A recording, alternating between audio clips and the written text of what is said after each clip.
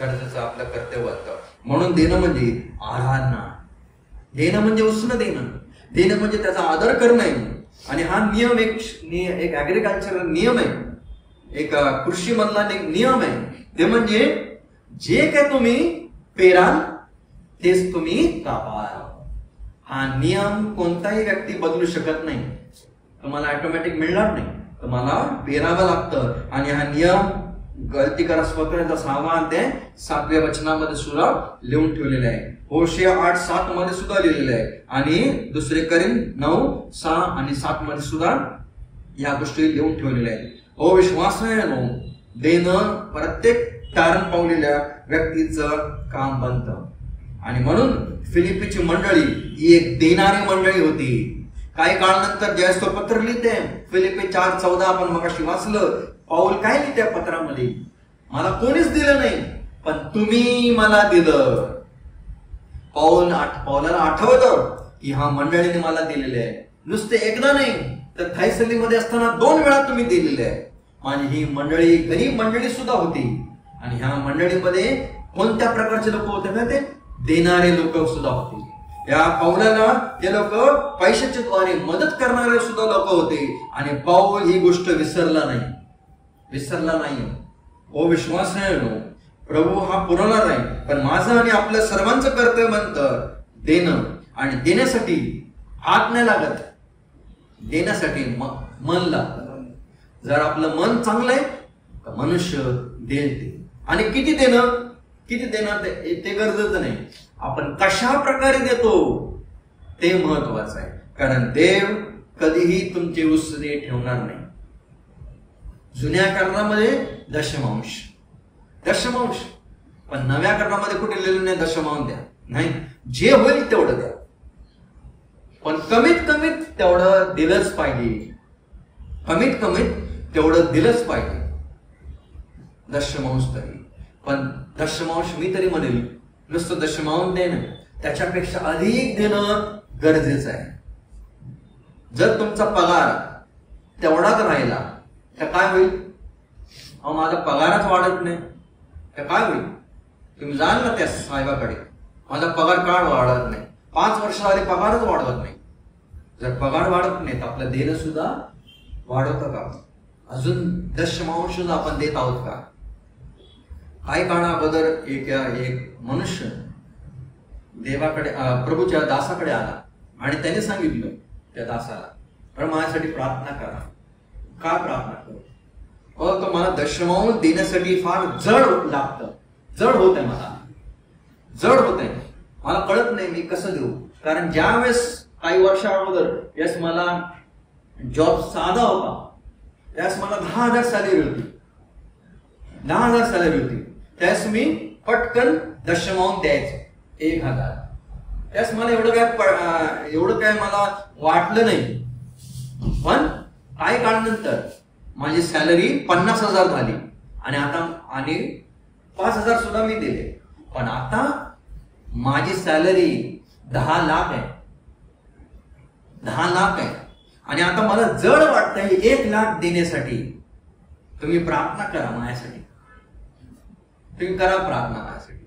देवाच्या सेवकाने सांगितलं ठीक आहे मी करतो प्रार्थना, आणि तिने प्रार्थना केली. हे परमेश्वरा, मी तुझे उपकार मानतो, त्याला ह्या बंधूंना आज 10 लाख रुपये सॅलरी आणि त्यांना दशमांश 1 लाख देण्यासाठी जड वाटते. मी प्रार्थना करतो हे देवा, तू पुन्हा त्यांना एक नवीन जॉब दे आणि त्यांची सॅलरी 10,000 होऊन दे.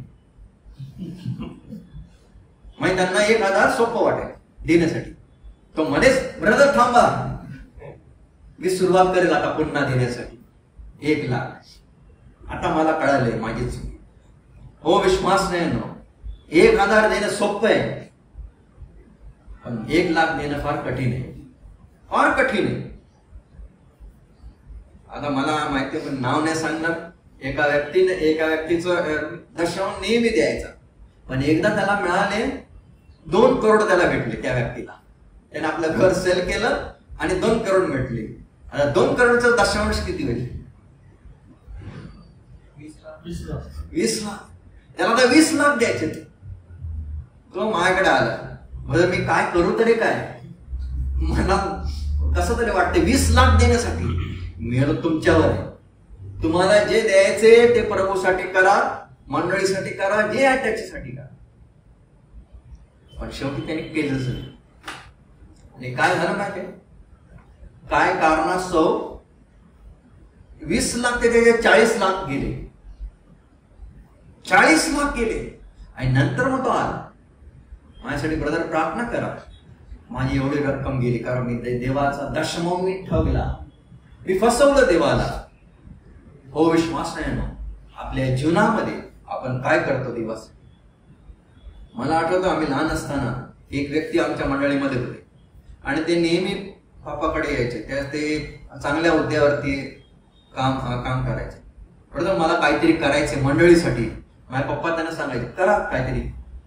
पुन्हा काही वर्षानंतर पप्पाकडे यायचे, बरोबर मला मंडळीसाठी काहीतरी करायचं, करा काहीतरी, करा काहीतरी. करता करता 10 वर्ष झाले, त्यांचं लग्न झालं. लग्न झाल्यानंतर मग इकडून बाहेर गेले ते, बाहेरच्या देशामध्ये. बाहेरच्या देशामधून जाऊन सुद्धा पप्पाला फोन यायचा, बरोबर मला काहीतरी मंडळीसाठी करायचंय. पप्पा म्हणायचे करा काहीतरी. पप्पा जाऊन 12 वर्ष झाले, मंडळीमध्ये कधी येतात, मला विचार बरोबर मला काहीतरी करायचंय. आता काय बोलणार, मी पण सांगितलं करा काहीतरी. अजून काय केलं नाही. त्यांच्यासमोर आम्ही लहानाचे आता मोठे झालेलो आहोत. अजून देवासाठी त्याने काहीच नाही केलं. आणि आज त्यांचे दोन्ही मुलं देवाच्या बाहेर. फोन मेसेज नेहमी येतो, माझ्या मुलांसाठी प्रार्थना करा. विश्वास नाही ना, जर आज तुम्हाला काहीतरी करायचंय, उद्यावरती कधी ढकलू नका. जे काय करायचंय आज करा आणि आता करा. कारण आपल्याला माहिती नाही उद्या मिळेल की नाही. त्या बाईने जे काय केलं, त्या 2 नाणी टाकून त्याच वेळेस केलं. ती वाट नाही बघितली 2 चे 4 होतील नंतर मी जाईल. जे होतं नव्हतं ते देवाला दिलं. आणि प्रभूने त्यावेळेस त्या बाईचं सगळ्याकडे किती मोठं कौतुक केलं. हो विश्वास नाही म्हणून आपल्या जीवनामध्ये सुद्धा देणं हे फार महत्वाची गोष्ट आहे. आणि आपण किती कमवतो हे महत्वाचं नाही, आपण किती सेव्ह करतो हे महत्वाचं नाही, आपण किती देतो हे देव पाहतो. जगामध्ये लोक काय करतात माहिती, पहिला त्यांना सॅलरी भेटल्यावरती पहिला ते लोक इन्व्हेस्टमेंट करणार. जे श्रीमंत लोक असतात त्यांचा हा नियम असतो, पहिला आल्यावरती सॅलरी जे काय 20% किंवा 30% पहिला इन्व्हेस्टमेंट. पण प्रत्येक तारण पावलेल्या लोकांचा पहिली गोष्ट काय केली पाहिजे, जे देवाचं आहे ते देवाला देऊन टाका, देवाला देऊन टाका. मग ते किती असो, लहान असो किंवा मोठी रक्कम असो, जे देवाचं आहे ते देवाला देऊन टाका. त्याच्यामध्ये कधीही कमी किंवा कंजूसपणा कधीच करू नका. कारण पिता देणार आहे, पुत्र देणार आहे, पवित्र आत्मा सुद्धा देणार आहे, तर त्याचे लोक सुद्धा देणारे पाहिजेत. आणि जे देणारे असतात ते नेहमी देवाच्या समोर जिवंत लोक असतात. Giving people are living people. जर आपण देत नाही आपण मेलेले लोक आहोत. म्हणून फिलिपीची मंडळी एक जिवंत मंडळी त्या काळामध्ये होती. जरी ती गरीब होती, जरी ती पुष्कळ कष्टामधून चालेल, पण त्या मंडळीचं एक लहानसं काम त्या ठिकाणी लिहिलेलं आहे. त्या मंडळीने पौलाला सहाय्य करणारी मंडळी बघायला मिळते. एक सहाय्य करणारी, एक पौलाच्या सेवेमध्ये एक मदत करणारी, पौलाच्या सेवेमध्ये हातभार लावणारी मंडळी. हो विश्वास नाही, प्रभूला धन्यवाद द्या. आज अशा मंडळ्या पुष्कळ आहेत अशा प्रकारच्या या पृथ्वीवरती. आणि पुष्कळ प्रभूचे लोक आणि कुटुंब आहेत या अशा प्रकारचं जीवन आज जगत आहेत, देत आहेत. आणि आज मंडळ्या सुद्धा देत आहेत प्रभूच्या राज्यासाठी आणि प्रभूच्या कामासाठी. म्हणून देणं म्हणजे हा एक नियम आहे. जे तुम्ही पेराल तेच काही काळानंतर तुम्ही कापाल. जर आपण पेरणी केलीच नाही, तुम्हाला काय कापणी कराल, काय कापणी कराल. जर आपण एकच बी लावली, एकच झाड आहे. पण जर पुष्कळ बिया लावल्या तर पुष्कळ तुम्हाला झाडं आणि फळं मिळतील. हाच नियम आहे आपल्या जीवनामध्ये, ख्रिस्ती जीवनामध्ये. जर तुम्ही द्याल तर तुम्हाला नक्की पुन्हा प्रभू देईल. म्हणून जर आणि तर, जर आणि तर, जर तुम्ही हा कराल तरच तुम्हाला मिळेल. आणि कधी विसरू नका, देण्यामुळे आपण दाखवतो की मी परमेश्वराची आराधना केलेली आहे, मी प्रभूचा आदर केलेला आहे. आणि म्हणून प्रभू येशू ख्रिस्ताने सुद्धा सांगितलेले, मी या जगामध्ये का आलेलो, जीवन देण्यासाठी, ते अनंत काळाचं जीवन देण्यासाठी आलेलं आहे. घेण्यासाठी नाही तर देण्यासाठी. प्रभूने स्वतःलाच देऊन टाकलं त्या वधस्तंभावर. त्याने आपले दोन्ही हात असेच केले आणि अशा प्रकारे तो मरण पावला. या पृथ्वीवरती ही एकच अशी शिक्षा होती ज्यामध्ये दोन्ही हात असेच असे, बाकी फासावर हात बांधायचे, सिंहाच्या गुहेमध्ये असे टाकायचे. दुसऱ्या नबुकदनेच्छराच्या वेळेस बाबेल देशामध्ये आगीमध्ये टाकायचे हात बांधून. म्हणून दानिएल, हनानिया, मिखाएल, हजारिया त्यांना हात बांधले आणि आतमध्ये टाकलं. पण एकच अशी शिक्षा या पृथ्वीवरती बघायला मिळते. रोमच्या काळामध्ये ज्या करताना, शिक्षा देताना त्या व्यक्तीचे हात असे, हात वधस्तंभावर सुद्धा प्रभू काय म्हणतात, हेच देणं. आणि खरंच त्या वधस्तंभावर असताना सुद्धा प्रभूने एक प्रगट केलं की प्रभू किती देणार आहे. त्याने पहिला वाक्य काय सांगितलं, त्याने क्षमा दिली. हे बाप्पा यांची क्षमा कर, काय करा त्यात माहिती. दुसरं काय, त्या चोराला त्याने सुखलोक देऊ. त्या सुखलोक तो चोर कुठे जाणार होता माहिती, नरकामध्ये. पण प्रभूने त्याला ती स्वर्गीय जागाच उघडी करून टाकली. हो विश्वास नाही ना, प्रभूने त्या वधस्तंभावर असताना सुद्धा त्या चोराला सुद्धा दिलं. प्रभूचं लक्ष खाली गेलं आपल्या आईकडे. आईला आता पुत्र गमावणार होते, पण त्या आईला काय मिळालं, नवीन पुत्र दिला, योहान दिला. योहानाला काय दिलं, आई दिली. हो विश्वास नाही नो, त्या वधस्तंभावर असताना सुद्धा प्रभू देणारा झाला. किती दिलं. आणि आज सुद्धा प्रभू श्री ख्रिस्त स्वर्गामध्ये उपस्थित आहे, स्वर्गामध्ये बसलाय. आणि तो बसलाय, कधी विसरू नका प्रभू काय करत आहे माहिती, तर 2 प्रोजेक्ट वरती प्रभू अजून काम करत आहे. तो स्वर्गामध्ये तुमच्यासाठी आणि माझ्यासाठी तो जागा तयार करत आहे. आणि ती जागा आपल्याला गेल्यावरती तो आपल्याला देणार आहे. हा पहिलं काम प्रभूचं. आणि दुसरा प्रोजेक्ट या पृथ्वीवरती तो करत आहे, आपली मंडळी रचत आहे. घर बनवण्याचं काम, मंडळी रचण्याचं काम, हे 2 कामं प्रभू अजून करत आहे त्या सिंहासनावरती बसून. हो विश्वास नाही ना, प्रभू सुद्धा ज्यावेळेस आपण स्वर्गामध्ये जाऊ त्यावेळेस आपल्याला सुद्धा ती जागा प्रभू स्वतः देणार आहे. म्हणून येणाऱ्या दिवसामध्ये प्रभू करू 2 गोष्टी आपण आतापर्यंत बघितल्या, देवाची इच्छा, प्रार्थना आणि देवाची इच्छा. प्रार्थना आणि देणं, प्रार्थना आणि देवाची इच्छा. आपण देवाच्या इच्छेप्रमाणे सर्व गोष्टी केल्या पाहिजे.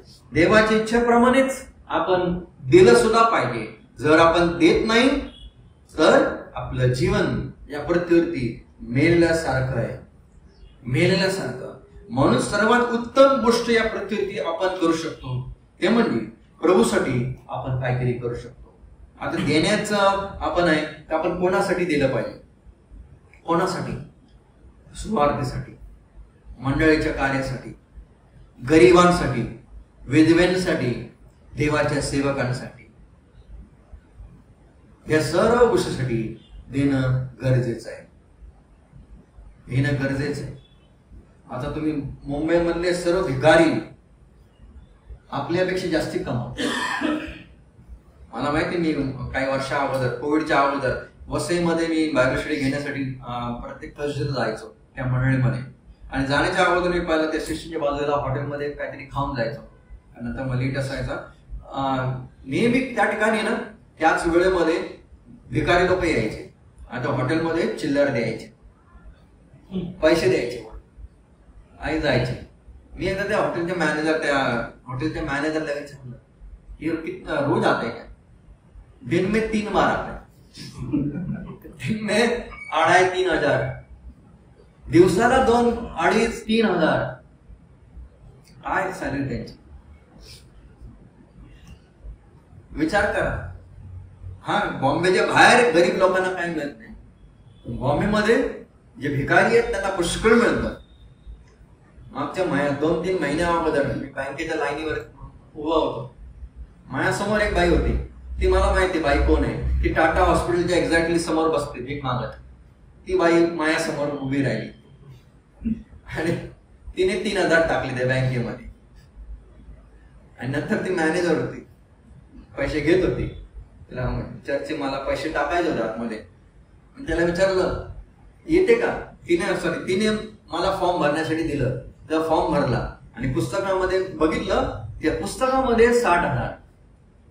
बेकारी आहे, टाटा हॉस्पिटलच्या समोर आणि पुस्तकामध्ये जे 60,000. मुलगा सगळा माझे पैसे काढतो, मला सांगते. काय ही परिस्थिती आज. आपण प्रभूला किती देतो, कोणाला देतो आणि कसे देतो ते सुद्धा या जगामध्ये सांभाळून राहा. कारण का पुष्कळ नावाड वाईट लोक सुद्धा आहेत, त्यांच्यापासून आपण सांभाळून घ्यायला पाहिजे. कारण आपण पैसा जे कमवतो, कमवण्यासाठी शक्ती लागते, सामर्थ्य, बुद्धी लागते. या सर्व गोष्टी कोण देतं? परमेश्वर आपल्याला देतो. जर परमेश्वर आपल्याला देतो तर आपलं सुद्धा कर्तव्य बनतं. एक एक पैसा चांगल्या गोष्टीसाठी वापरा, चांगल्या कार्यासाठी वापरा. आपला पैसा कोणत्या गोष्टीसाठी जातो? कारण बायबलमध्ये लिहिलेलं आहे, काय काय जण असं बाबा आल्यावरती मिळालं. मला माहिती एक देवाचे सेवक, मी त्यांच्याबरोबर त्यांच्या घरी होतो. त्यांना कोणीतरी दान दिलं होतं, एक एनवेलप त्यांच्या हातामध्ये दिलं. आल्यावर मी समोर होतो आणि माझ्यासमोर ते म्हणाले, बरं झालं चला आज आपल्याला बिर्याणी खायला मिळेल. एनवेलप उघडल्या त्यांच्या मुखामध्ये हे वाक्य. काय दुःखाची गोष्ट. देवाला धन्यवाद दिला पाहिजे, प्रार्थना केली पाहिजे. तर काय म्हणाले, आज आपल्याला बिर्याणी खायला मिळेल. काय दुःखाची गोष्ट. असे सुद्धा कुटुंब आहेत, मिळाल्यावरती चाल बाबा, सगळं आल्यावरती सगळं संपलं. नाही, बायबलमध्ये तुम्हाला एक व्यक्ती बघायला मिळेल, एक मुलगा बघायला मिळेल. त्याला काय नाव मिळालं माहिती? उधळा पुत्र. कारण का तो मुलगा कधीच पैशाचा आदर कधीच करत नव्हता. पैसा वापरून सांभाळ कधीच ठेवत नव्हता. जे मिळेल उधळपट्टी. पैसा आहे चांगला, किती मिळतो नेहमी इन्व्हेस्ट करा, नेहमी सांभाळून ठेवा, देवाच्या कार्यासाठी वापर. कारण काही काळानंतर आपल्याला पुढे सुद्धा त्याचा वापर येईल. याचा अर्थ हा नाही मिळाला सॅलरी मिळाली 10 दिवसामध्ये सगळं संपलं. नाही, तसं करू नका. नेहमी पैसा सांभाळून वापरा. कारण बायबलमध्ये लिहिलेले येशू सुद्धा आणि त्याच्या शिष्यांकडे सुद्धा थैली होती ना. आणि ते थैली कोणाकडे असायची? यहूदा इस्करियोत त्याच्याकडे होती. पण त्याच्यामधून सुद्धा चोरायचा, त्याच्यामधून सुद्धा तो घ्यायचा. आणि शेवटी काहीच नाही झालं. जे घेतलं त्याने 30 रुपये ते सुद्धा त्याने ती थैली खाली टाकली. काहीच नाही होत. हो, विश्वास नाही ना. आपण काय करतो प्रभूसाठी? काय करू? एक दिवस आपण स्वर्गामध्ये जाऊ, कारण आपल्याला माहिती नाही. आपण देण्यामुळे ज्या वेळेस आपण बँकेमध्ये टाकतो, बँकेमध्ये टाकल्यावरती आपण जर का 1 लाख टाकले आज बँकेमध्ये, तुम्हाला तो बँकवाला काय देईल?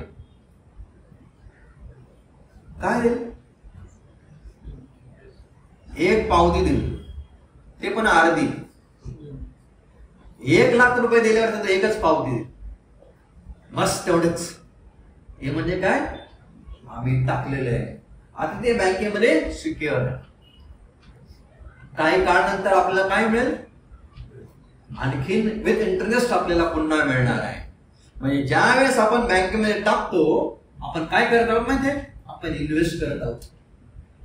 पण कधी कधी विसरू नका, विश्वास मिळणं, जे आपण देवाला देतो ते आपण काय करत आहोत? इन्व्हेस्ट करत आहोत. आणि एक दिवस जरी या पृथ्वीवरती आपल्याला कळणार नाही, पण एक दिवस ज्यावेळेस आपण स्वर्गामध्ये जाऊ ना, त्यावेळेस आपल्याला कळेल जे इन्व्हेस्टमेंटचं किती मोठं झालेलं आहे हे स्वर्गामध्ये जाऊन आपल्याला कळेल. आपल्याला सुद्धा कळणार नाही मी एवढंच दिलेलं प्रभूसाठी. मला वाटलं मी एवढंच केलं, प्रभू आपल्याला दाखवेल, हे बघ एवढं केलेलं तू, किती मोठा आनंद आपल्याला होईल. पण काही जण असणार ते त्यांची मान खाली नाही. कारण का? आनंद झालेला आहे, येशूवरती विश्वास ठेवलेला आहे, पण आपल्या जीवनामध्ये त्याने प्रभूसाठी काहीच नाही केलेलं आहे, काहीच नाही केलं. हो, विश्वास आहे ना आपण प्रभूसाठी काय केलं.